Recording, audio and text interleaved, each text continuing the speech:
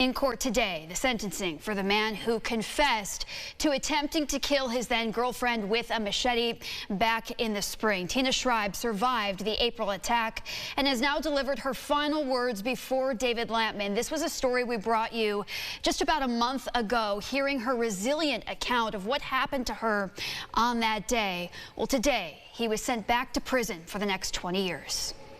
Prosecutors call it one of the most impactful cases and 911 calls. On April 18th, Tina Schreiber was attacked with a machete by her then-boyfriend, 54-year-old David Lampman. Schreiber lost her hand and enough blood where the odds of survival were against her. But she was able to make the call to 911, ultimately saving her life.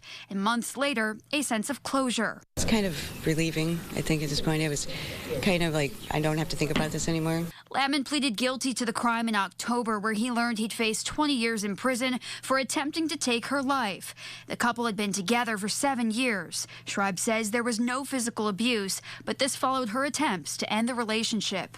Friday, she delivered a victim impact statement before him and a judge, saying in part, quote, "You're sentenced 20 years, but I have a life sentence of pain and suffering." This one was different because you heard it happening.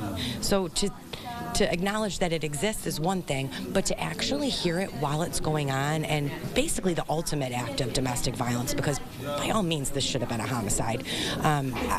But for the grace of God and Tina's strength, she's here to tell you what happened to her and her aftermath. Assistant Monroe County DA Sarah Van Stradog says this case was personal for her and the Rochester police officers who responded that night.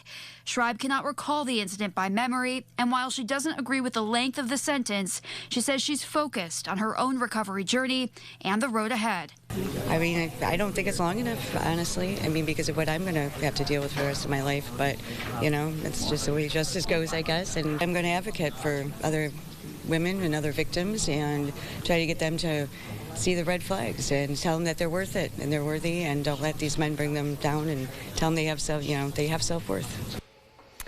Just a remarkable recovery and such an optimistic outlook on life for Tina. She says she's going to continue advocating for those affected by domestic violence.